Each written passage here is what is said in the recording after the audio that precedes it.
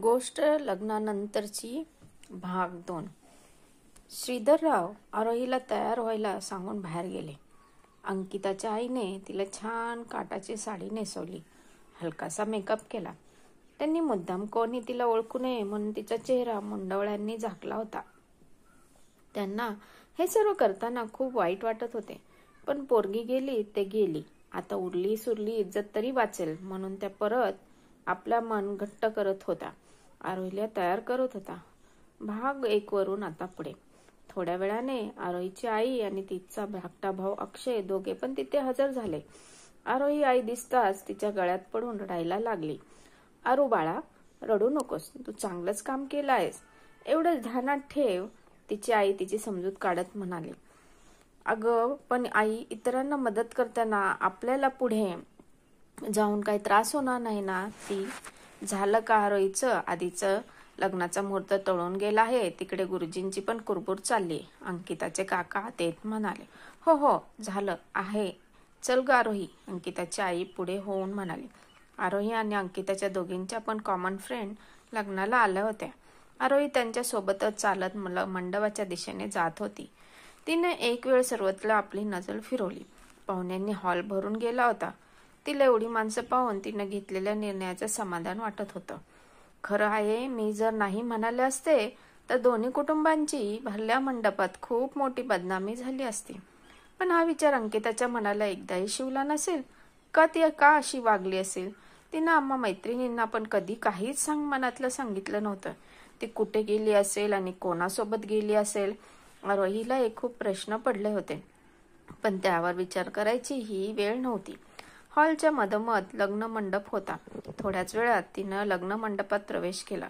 तिने अलगद आपला उजवा पाय पुढे टाकून पाटावर उभी राहिली. अंतरपाटाच्या पलीकडे अर्णव उभा होता. गुरुजी पण बराच वेळ ताटकळत होते, त्यामुळे त्यांनी लगेच मंगलाष्टका म्हणायला सुरुवात केली.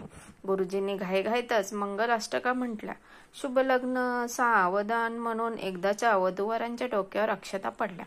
वधूवारांची एकमेकांना पुष्पहार घालून एकमेकांचा स्वीकार करावा म्हणून गुरुजींनी अंतरपाट बाजूला केला. आरोही अर्णव एकमेकांना हार घालण्यासाठी पुढे झाले.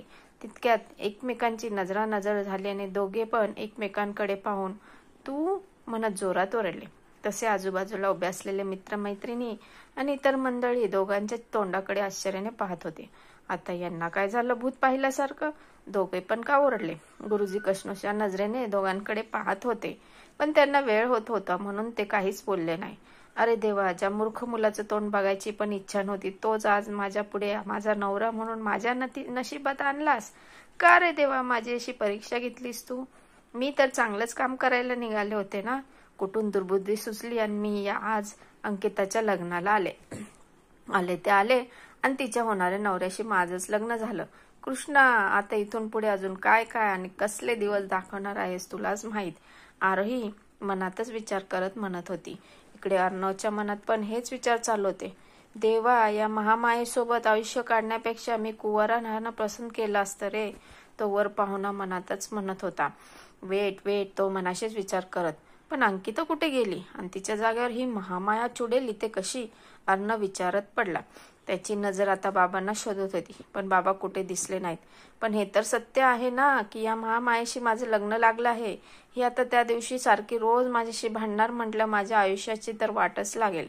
विचार करता करता त्याला त्या दिवशीचं भांडण आठवलं. फ्लॅशबॅक. आरोही आणि तिची मैत्रीण पूर्वा कॉलेजवरून आरोहीच्या स्कूटीवरून घरी निघाल्या होत्या. पाऊस पडून गेल्यामुळे रस्त्यावर खड्ड्यात पाणी भरलं होतं. ती कशीबशी खड्डे वाचवत आपली स्कूटी पुढे घेत होती.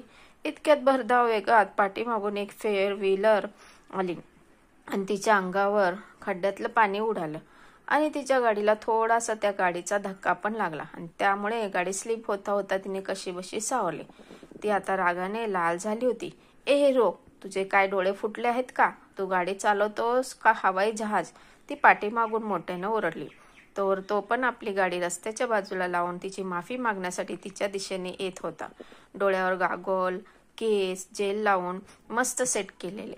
तो ऑफिसमधून आला होता, त्यामुळे फॉर्मल ड्रेसवरच होता. 6 फूट उंची, रंगाने गोरा, सरळ टोकदार नाक. तो तिच्या पुढे येऊन सॉरी बोलणारच. इतक्यात ती सुरू झाली. काय रे, तुझे डोळे फुटलेत का रे?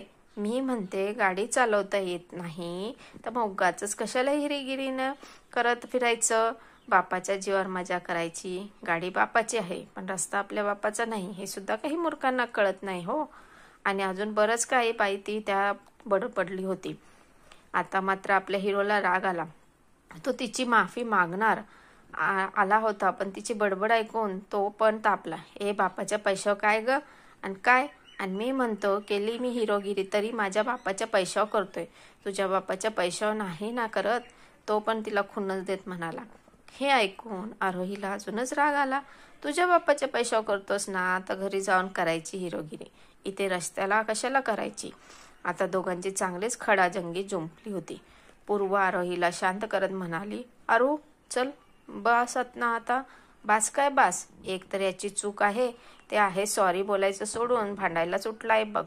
त्याला काय वाटलं तो भांडतोय म्हणून मी काय गप्प बसेन का. याला त्याच्या आई वडिलांनी साधे मॅनर्स पण शिकवले नाहीत की आपली चूक असल्यावर माफी मागावी म्हणून.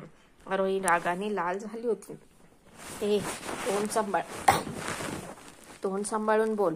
आई वडिलांचं नाव आपल्यामध्ये आणू नकोस. आणि मी तुला सॉरी बोलायलाच आलो होतो पण तुझ्यासारखे चुडेलला तर एकदा वेडाच सॉरी बोलेन. चेटकीन कुठली. अर्णव तिच्याकडे रागात पाहत बोलला. ए चेटकीन कोणाला बोलतोयस, नीट बोलायचं समजलं का. ती त्याच्या पुढे बोट नाचवत म्हणाली. आला मोठा शहाणा. तुझा हा शहाणपणा घरी दाखवायचा कळलं ना सनकी कुठला. आरोही शांत बसायलाच तयार नव्हती. बराच वेळ दोघे एकमेकांशी वाद घालत होते. आज भेटलीस परत आयुष्यात कुठे चुकून पण माझ्या नजरेसमोर येऊ नकोस, नाहीतर काय होईल कोणास ठाऊक. तो रागाने लाल झाला होता.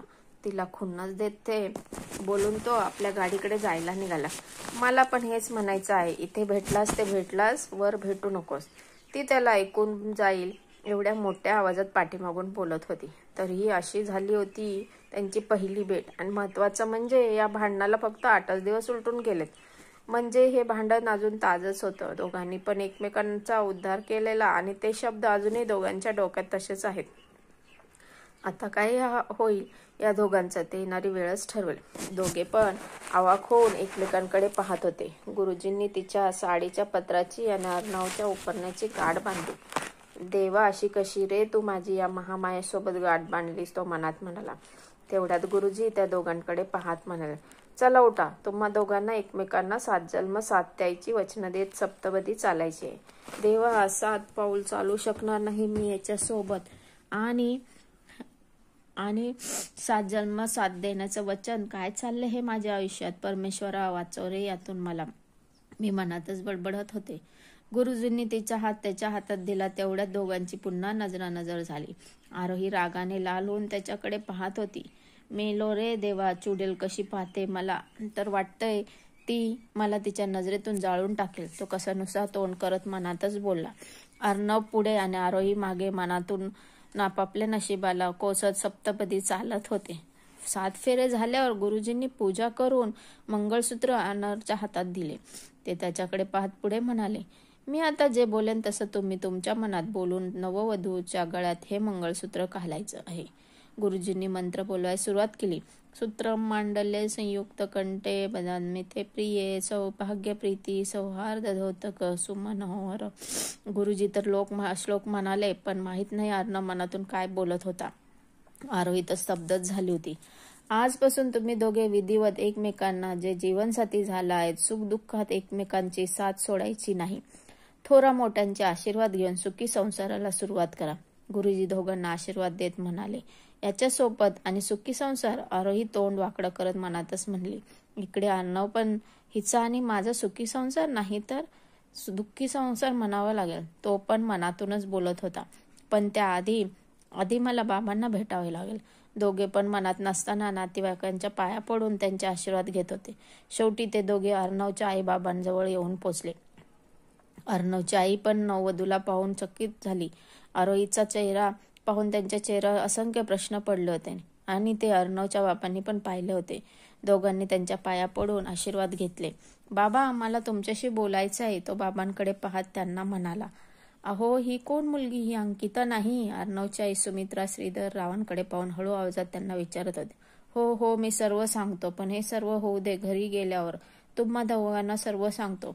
श्रीधरराव टेन्शनमध्ये म्हणाले. त्यांना आता अर्णवच्या प्रश्नांना कसं सामोरं जायचं हेच टेन्शन होतं.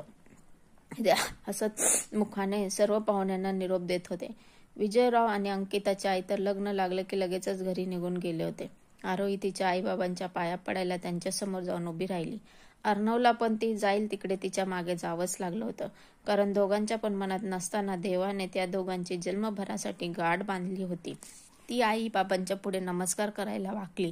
तिच्यासोबत अर्णवने पण त्यांना नमस्कार केला. त्याला एकच प्रश्न पडला होता की हे कोण लोक आहेत आणि ही मुलगी यांच्या का पाया पडत आहे.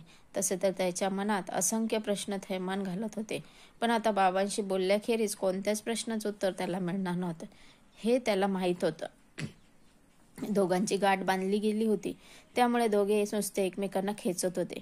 म्हणजे तिला जिकडे जायचं असेल तिकडे ती त्याला खेचून घेऊन जात होती, तर तो पण त्याला जायचं असेल त्या दिशेला तिला खेचत होता. एक एक करून सर्व पाहुणे मंडळी आपापल्या घराच्या वाटायला लागले. आता तिथे आरोहीच्या आणि अर्णवच्या घरचेच लोक होते. तिच्या आईबाबा श्रीधररावांकडे पाहत म्हणाले, साहेब सांभाळून घ्या आमच्या पोरीला, अजून ती लहान आहे, तिचं काय चुकलं तर मोठ्या मनाने तिला माफ करा. तिचे बाबा हात जोडत म्हणाले, तुम्ही आधी हे साहेब वगैरे बोलणं बंद करा. आता आपण एकमेकांचे व्याही झालो आहोत आणि तुम्ही असे माझ्या पुढे हात जोडू नका. खरं तर हात जोडून मी तुमचे आभार मानायला हवेत, कारण आज तुम्ही आणि तुमच्या मुलीने मला खूप मोठ्या बदनामीपासून वाचवले आहे. आरोहीची काळजी तर तुम्ही सोडूनच द्या, ती आजपासून तुमची नाही तर माझी मुलगी आहे. श्रीधरराव त्यांचे हात हातात घेत म्हणाले. सुमित्रा तर हे सर्व डोळे मोठे करून ऐकत होती. यांचं हे काय चालू आहे, बदनामी वगैरे? श्रीधररावांच्या बोलण्याचा त्यांना काहीच अर्थ लागत नव्हता. अर्णवची पण हीच अवस्था होती. बाबा काय बोलतायत हे? त्याला पण काहीच समजत नव्हतं. पण मगापासून एक गोष्ट त्याच्या लक्षात आली होती, ती म्हणजे की हे या मायाचं नाव आरोही आहे आणि हिचे आई बाबा आहेत आणि त्यांनी बाबांना बदनाम होण्यापासून वाचवलं. म्हणजे अंकिताने नक्की काय केलं आणि अंकिता कुठे आहे? त्याला यांचं संभाषण ऐकून तर आणखीनच प्रश्न पडले होते. तिचे आई बाबा तिचा निरोप घेऊन घरी जायला निघाले. ती पण आईच्या गळ्यात पडून रडत होती. आरू, तू घाबरू नकोस, तुला ही तुझी सासूबाई आईप्रमाणे माया लावेल, श्रीधरराव सुमित्राकडे इशारा करत म्हणाले.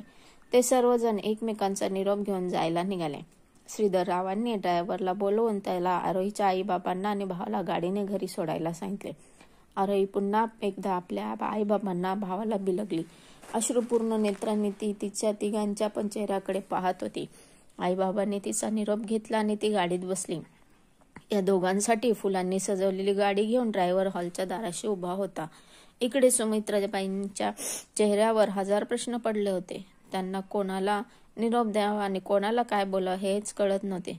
चला आता तुम्ही दोघे पण गाडीत बसा, आम्ही पण तुमच्या पाठीमागूनच येतोय. श्रीधरराव अर्णव आरोहीच्या चेहऱ्यावर नजर फिरवत म्हणाले. बाबा मला तुमच्याशी बोलायचंय. अर्णव, हो बोलू, पण त्याआधी घरी चल. तुझ्या आईला पण तुझ्यासारखे बरेच प्रश्न पडले आहेत.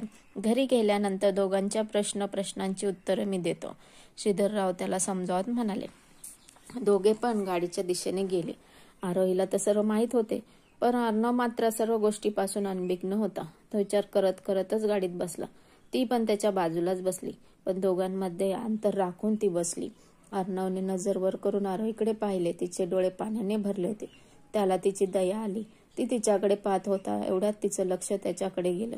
लगेच तिने त्याच्याकडे रागानं पाहिलं. नाही, मी ही महामाया कधी सुधारणार नाही.